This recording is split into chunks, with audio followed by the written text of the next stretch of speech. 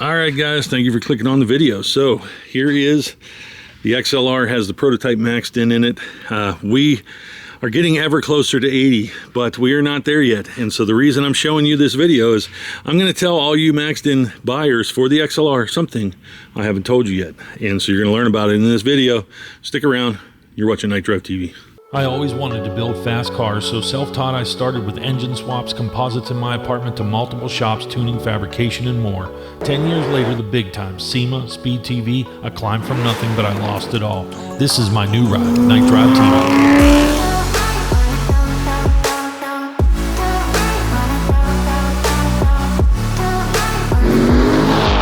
When failure is not an option, us car guys keep banging the gears of life. This is the development car for the C6 Max-Din. Oh man, this thing has taken such a beating. So these cars, they really become test beds, and so we're trying to clean this up. And I know you XLR guys don't care about that, but this is the C5 current Max-Din car, and so we're going to do some coilovers. That's in a different video. If any of you guys are curious about that, that's going to be coming out. But I'm heading back here, and this is my RV parking area, but I store C4 Panther under here. These covers work very well, but I am developing a car cover.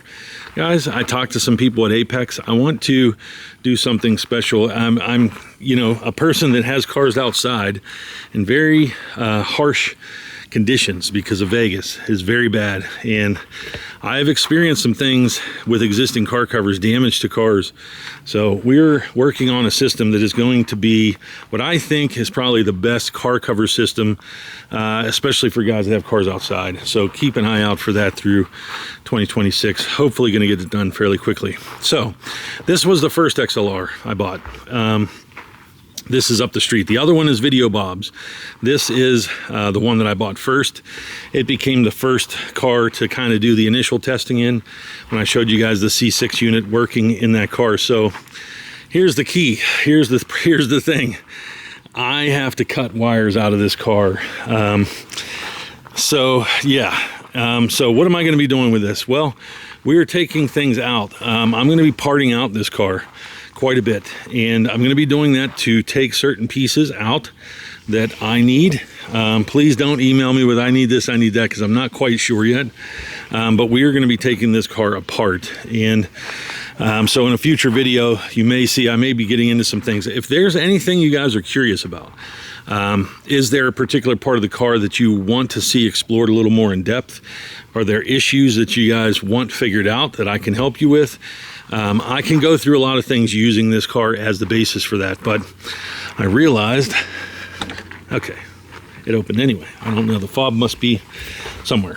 Look at this hole that GM gives you. It's amazing. That's why we were able to build such an incredible unit. But if we are going to go forward, and we are getting closer, and I think we're going to make it, guys. I think we're going to make it. You guys have been pushing, a lot of you out there. I could name you, I will name you later, but you've been pushing people to get into this. I have a few companies that may buy multiple units that can put us over, but if you haven't bought the XLR Max-Din, you need to on KnightDriveTV.com. You need to get over there, grab one, so we can get past this mark. Now the point is, for me to build these, I have been told we need these plugs, and so I have to cut out the audio and HVAC plugs out of this car. I have to kind of sacrifice this XLR for the game. So that's right, I have to destroy this car in order to build the XLR Max-Dins, because we need like a test bench setup to verify everything that I sell, just so you guys, you know, the XLR community doesn't know me as well as Corvette, but we test everything. I test everything that leaves the building, always, every single item, not a random 1 out of 100. I test every single thing to the end, every function. And I do that to eliminate any unknowns about when people receive things, if they install it wrong, if things happen, they say, hey, you sent me a bad one, a DOA. That's Amazon world. That's where, you know, companies just throw trash out the loading dock and hope that it works when it arrives. I am very meticulous, and I make sure everything is tested extensively. So these Max-Dins, they are going to be tested for 2+ hours each. They are put up to temperatures and everything. So this eliminates 99.9% of problems. This is why we have the reliability we have on the other units, and that's why we don't have warranty returns. So for you C5 guys wondering, this stuff is all tested, and this applies to C5 too. I'm trying to come up with these plugs, so I'm going to have to cut this car apart to basically get these plugs and wires so that we can create a test bench setup. I really need 2 sets, but we can get away with 1 due to low volume production. But if we were doing like hundreds of units a month, we'd need multiple. So all things take time. That's why the cost, when people wonder, oh, the cost is up, it's because there's more time consumed, you know, testing each one with a singular test bench setup. This consumes more labor and more time. If we had 10 test bench setups, it'd be different. You can cut some costs. So these are things in the future, maybe I can cut some costs, but for now, this is where we're at. So I have to cut this car up. It sucks, but I could do other things with this car. Like, you know, look at this. Ruined, you know? Lots of LEDs burnt out. Look, ruined. And so, yeah, busted up. What do you do? These cost us almost as much as the Max-Din. I see guys saying about how much the Max-Din cost. I'm like, this costs as much as the Max-Din. So we have things. Give me your comments, guys. Tell me the things that you need for these cars, and I can make it happen if we have the numbers. And you guys are learning if we have the numbers. Now, the Max-Din is a very complex piece of product. It's very large. It's very complex. It's not, you know, the demand is in. If there's something higher demand, obviously, I can bring costs way down. We have to talk about it, though. So now, let me get to the point. Oh, and these Foose wheels. What do you guys think about these? I just bought this car from a guy, and I have met Chip Foose, obviously. I respect his work. I'm not a huge, but they're okay on the car. They don't look bad. I would probably sell those to you if somebody out there wanted them. But yes, we have a surprise, and I'm going to tell you about it right now. Well, folks, I wanted to speak to you about something I haven't told you about yet, and it should be a good thing. I think most of you guys would be surprised if we can cross this threshold. And I really wanted to explain some things about the XLR launch and kind of tell you what's important in the future as well. So first, I wanted to address that there are several very negative people that are very outspoken on the forum, the XLR, I think, net.com, which was a forum that was a staple, I guess, for the XLR community for a long time.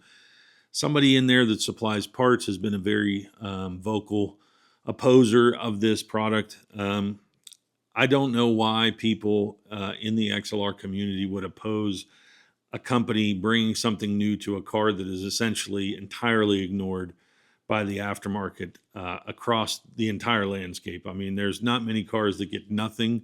XLR is one of them. I just kind of made this choice to do this, and I had hoped that it would be welcomed.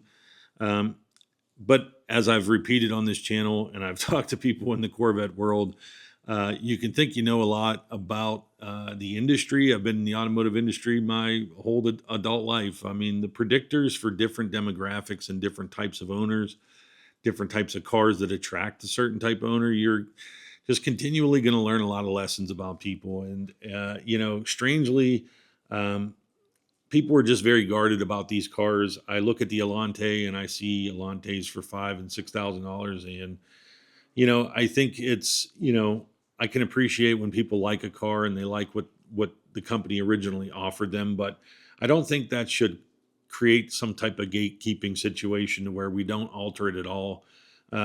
Altering these cars, I can tell you from experience, a product like this will bring renewed interest to the XLR. If you want buyers and you wonder why certain cars haven't gone up in value and really don't have any collector interest, it's because there's just no demand.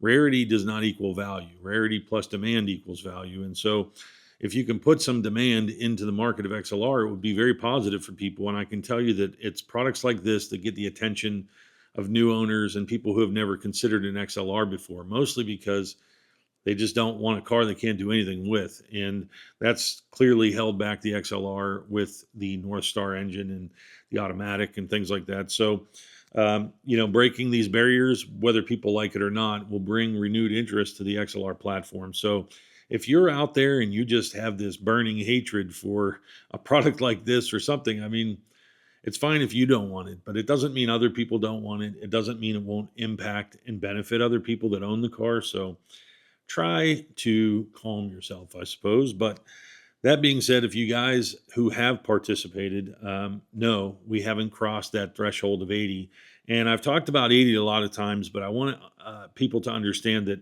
80 is not out of the woods for me or my partner company. 80 was the threshold to just give us the confidence to finish off what we needed to pay for to kind of finish development. It was the best way that we could kind of mitigate our losses. If we can get to the 80, we can cover the mold fees. I've talked about this. Mickey T and the XLR Net decided that that was some type of indicator that I'm broke and that I can't pay for the molds and I can't do things like that. I mean, I don't, I run this company very responsibly, and I would remind people there's Viper and multiple Corvettes outside. I don't think that it should be an indicator that I can't pay for a $60,000 mold fee. I think it's just a matter of dollars and cents. Do I think that if I spend that money, I will recover it? Having people participate to this level to where we at least have that much guarantee kind of gets us a little more comfortable.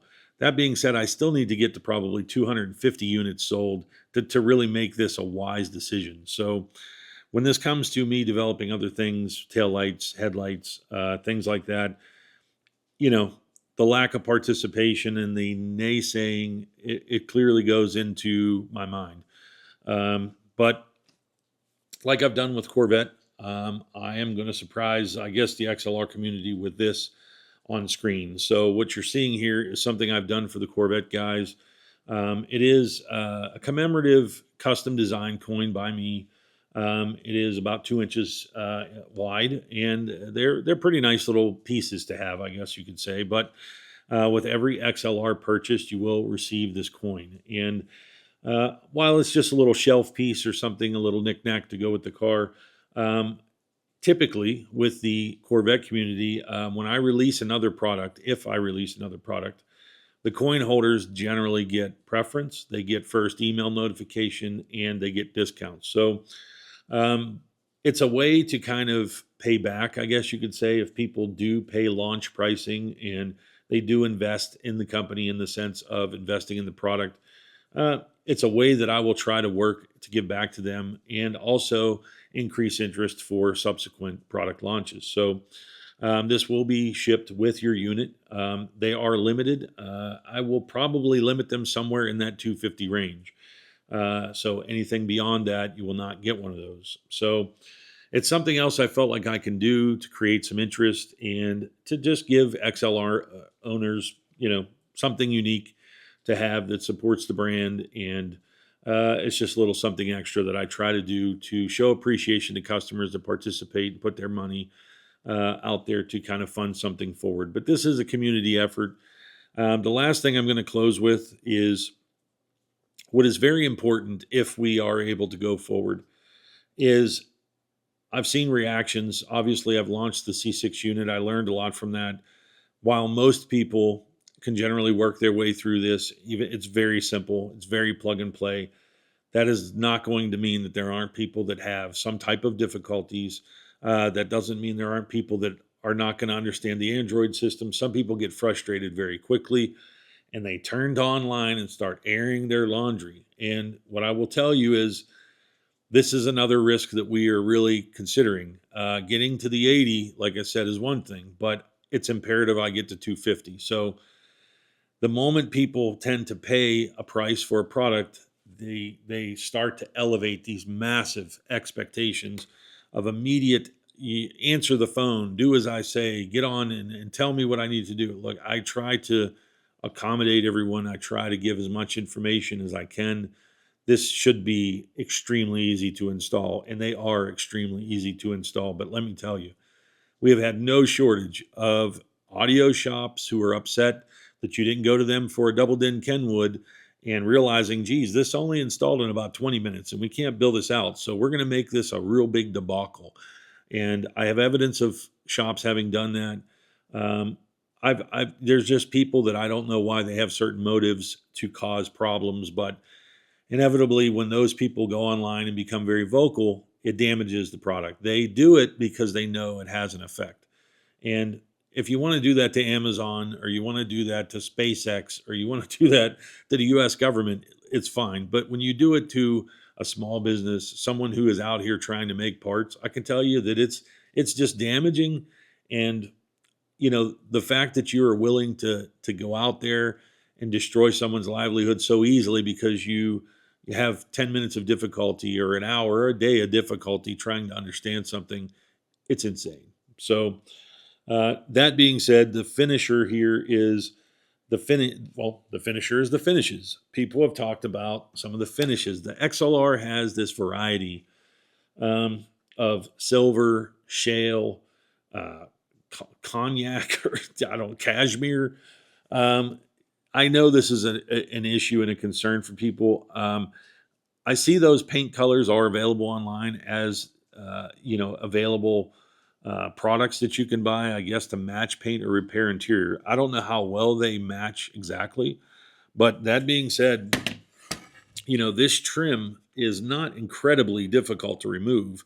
This is a prototype unit here, but there's basically, there's 1, 2, 3, 4, 5, 6 main screws that will remove this entire piece of hardware out of this trim itself. Now, that your buttons would be separate.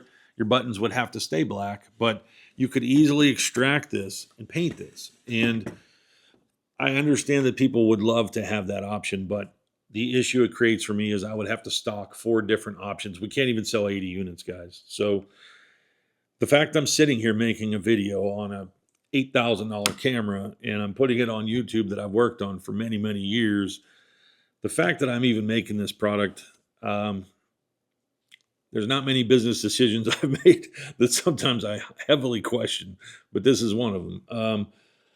But that being said, I just think that if you guys would push, and any of you doubters who are watching this would just buy one, take the chance for your car, change the game on the interior, maybe you'll love it, and maybe we can do something more ahead. So that being said, guys, we've got 5 days left, and I will release one final video saying what the decision is. I don't feel great about it.